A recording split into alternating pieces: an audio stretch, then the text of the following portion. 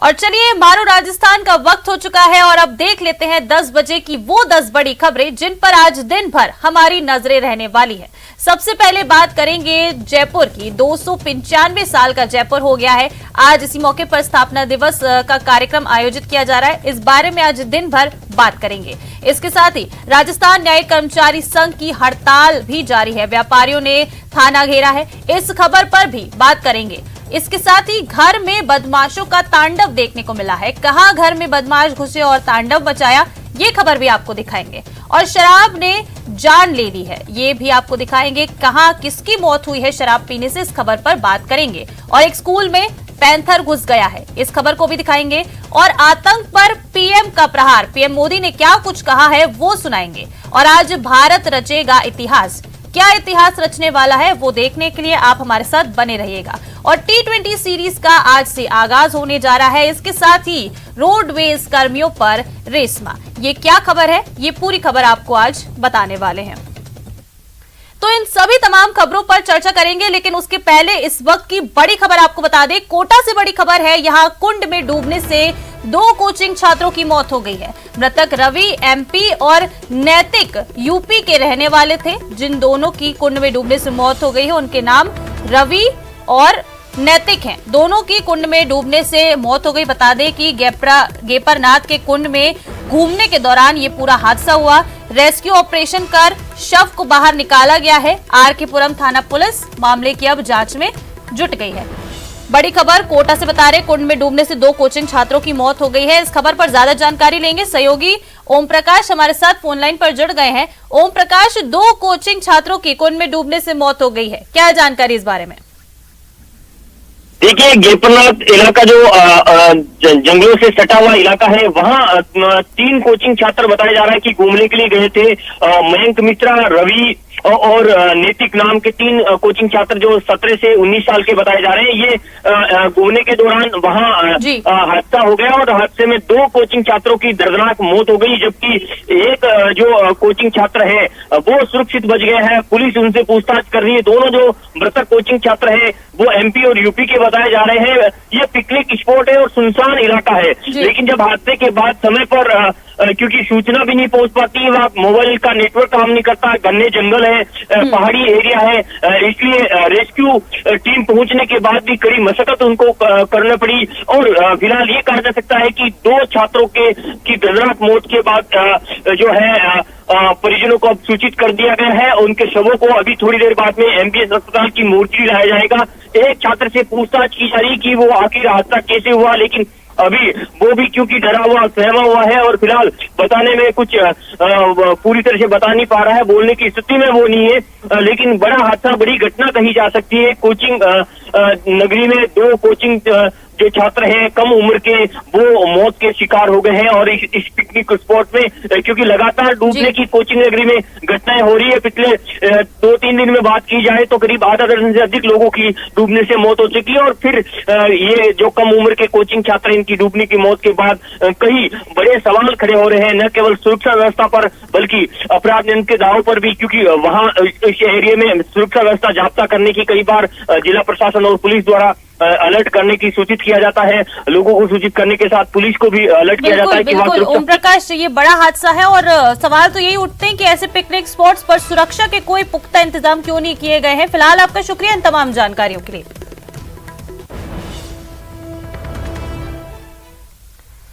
चलिए आगे बढ़ते हैं, रुक करते हैं एक और बड़ी खबर का। जयपुर से बड़ी खबर है, यहाँ हादसे का शिकार 2 मजदूर हो गए हैं। जयपुर से बड़ी खबर बता दें, सीवर लाइन खुदाई के दौरान हादसा हुआ, जहां 2 मजदूर इस हादसे का शिकार हो गए।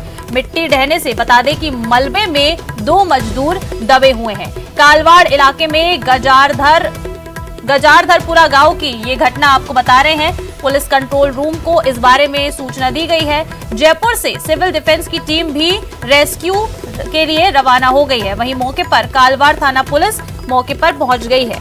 बड़ा यह हादसा हुआ, यहाँ पर 2 मजदूर इस हादसे का शिकार हो गए। जयपुर से बड़ी खबर है, सीवर लाइन में खुदाई की जा रही थी, उसी दौरान हादसा हो गया, मिट्टी ढह गई, जिससे मलबे में 2 मजदूर दब गए। ज्यादा जानकारी लेंगे, सहयोगी विष्णु शर्मा हमारे साथ फोन लाइन पर जुड़ गए हैं। विष्णु, कैसे हुआ ये पूरा हादसा, 2 मजदूर मलबे में दबे हैं?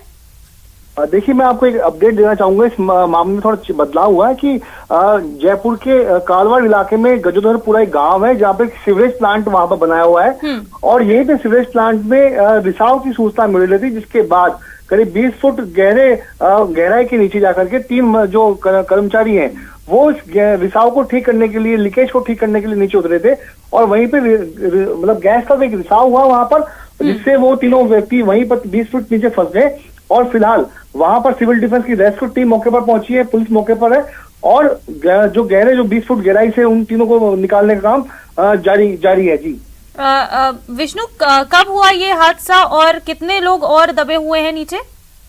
देखिए, 1 घंटे पहले ये हादसे की सूचना पुलिस को मिली थी, जिसके बाद पुलिस पहले मौके पर पहुंची, लेकिन जब मालूम चला कि 20 फुट नीचे की तरफ जाकर के तीनों कर्मचारी सीवरेज प्लांट में फंसे हुए हैं और वहां पर कोई रिसाव की सूचना मिल रही थी, तो जाकर के जयपुर में कंट्रोल रूम को सूचना दी गई, जिसके बाद जयपुर शहर से सिविल डिफेंस की रेस्क्यू टीम को वहां पर भेजा है और रेस्क्यू टीम ने अब वहां जाकर के और रेस्क्यू ऑपरेशन अपना शुरू कर दिया। तो जल्द से जल्द 20 फुट नीचे फंसे तीनों कर्मचारियों को वहां से बाहर निकालने का प्रयास जारी है और जल्दी ही निकालने का कामयाबी मिलेगी। जी ठीक है विष्णु, आप नजर बनाए रखिएगा इस पूरे मामले पर, अपडेट्स आपसे लेते रहेंगे। फिलहाल आपका शुक्रिया इन तमाम जानकारियों के लिए।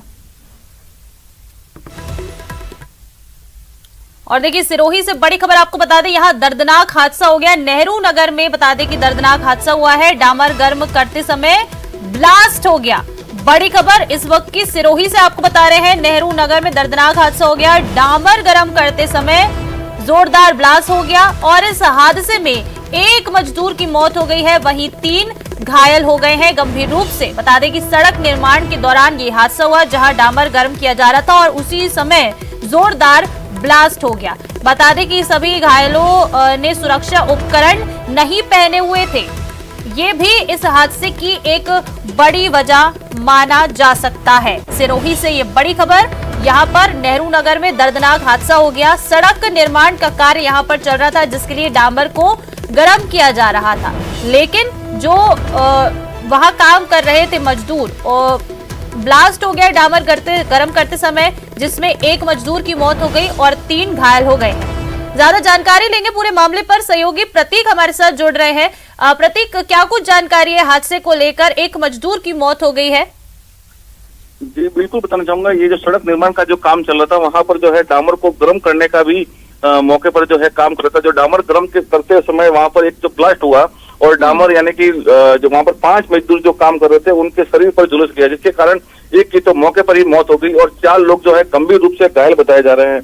वहीं आपको बता दो कि चारों की स्थिति बहुत ही गंभीर बताई जा रही है, जिसको सिरोही के ट्रॉमा सेंटर में लाकर उनको उदयपुर के सरकारी अस्पताल के लिए रेफर किया गया है। जी लेकिन प्रतीक, बताया जा रहा है कि ये जो घायल हुए हैं इस ब्लास्ट में, जितने भी मजदूर इसका शिकार हुए हैं इस पूरे हादसे को, उन्होंने कोई भी सुरक्षा उपकरण नहीं पहने हुए थे, तो क्या उन्हें दिए नहीं गए थे या देने के बावजूद भी इन मजदूरों ने वो सुरक्षा उपकरण नहीं पहने थे?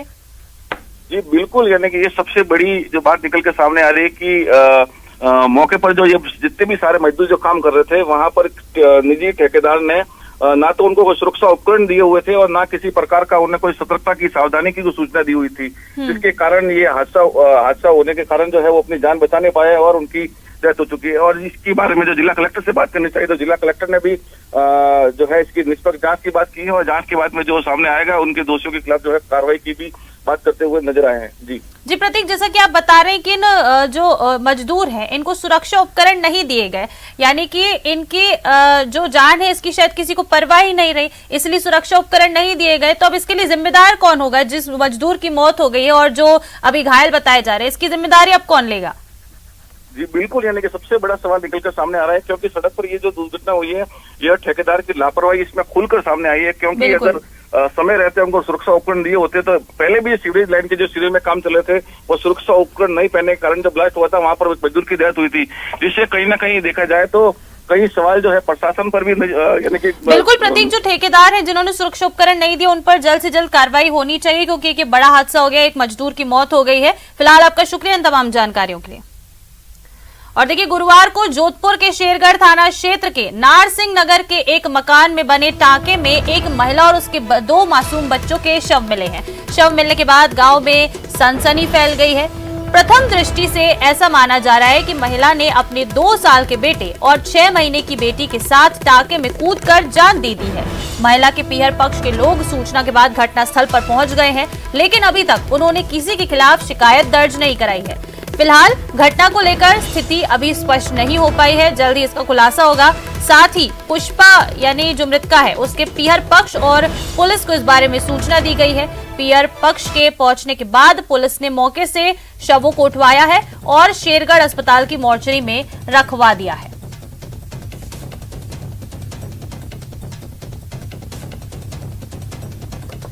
टांके में 3 शव मिले हैं, महिला और उसके 2 बच्चों के शव मिले हैं।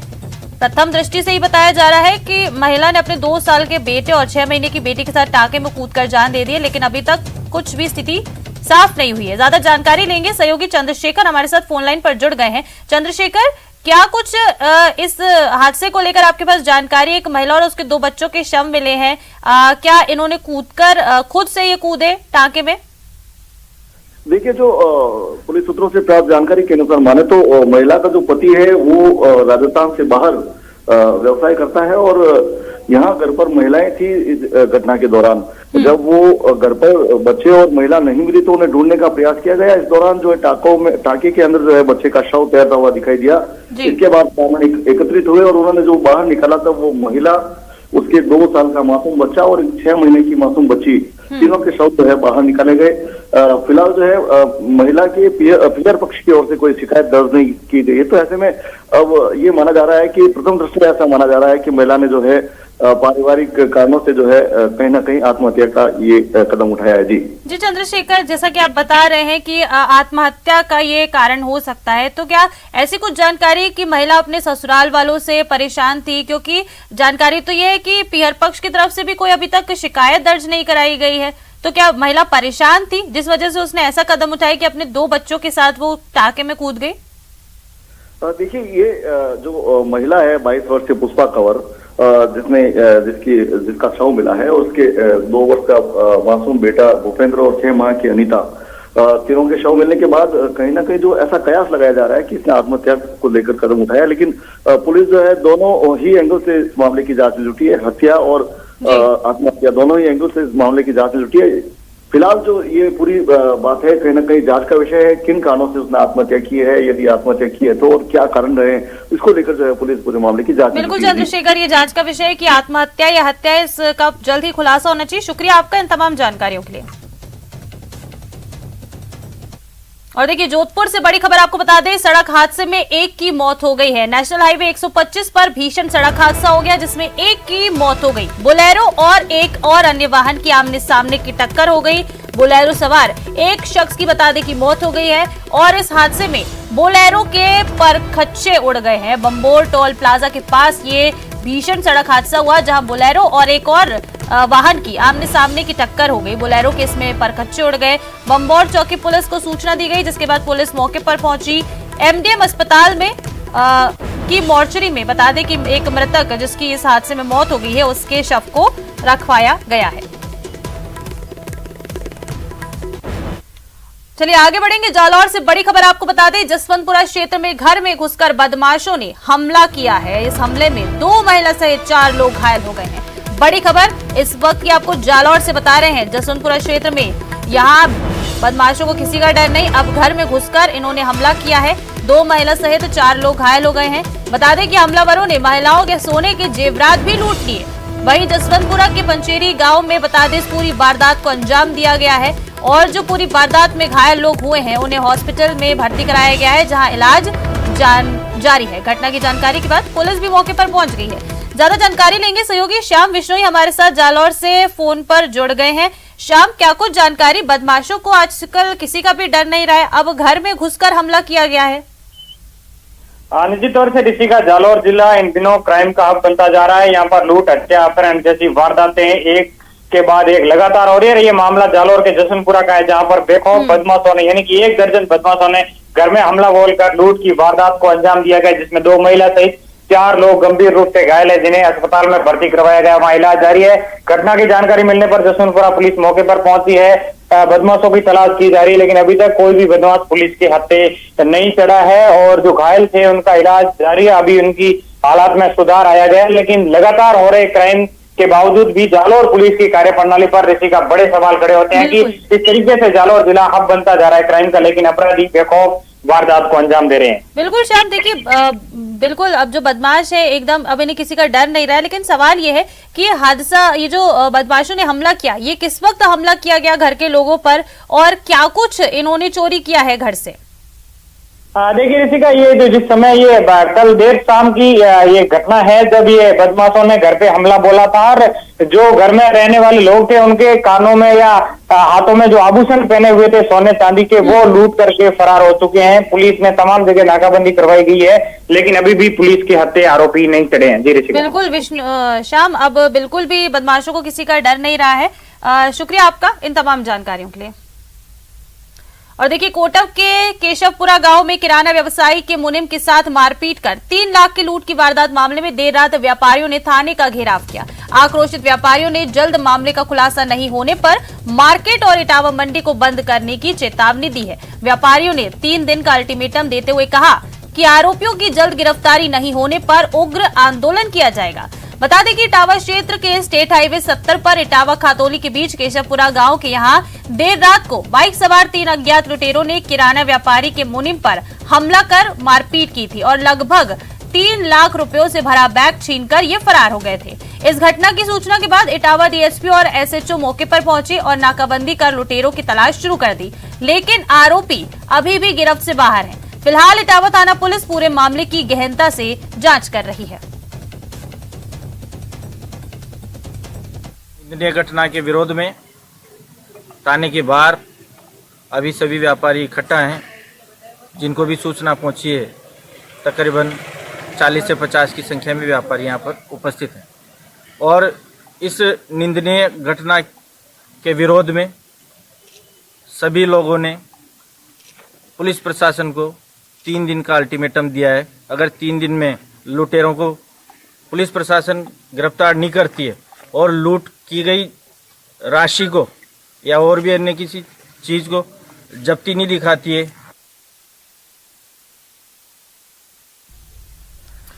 और देखिए अजमेर से बड़ी खबर आ रही है, ज्यादा शराब पीने से एक की संदिग्ध मौत हो गई है। इस मामले में बता दें कि आज जिस संदिग्ध की मौत हुई है उसका मेडिकल बोर्ड से पोस्टमार्टम किया जाएगा।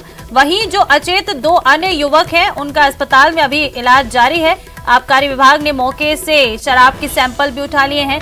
पुलिस ने भी घटनास्थल को सीज किया है।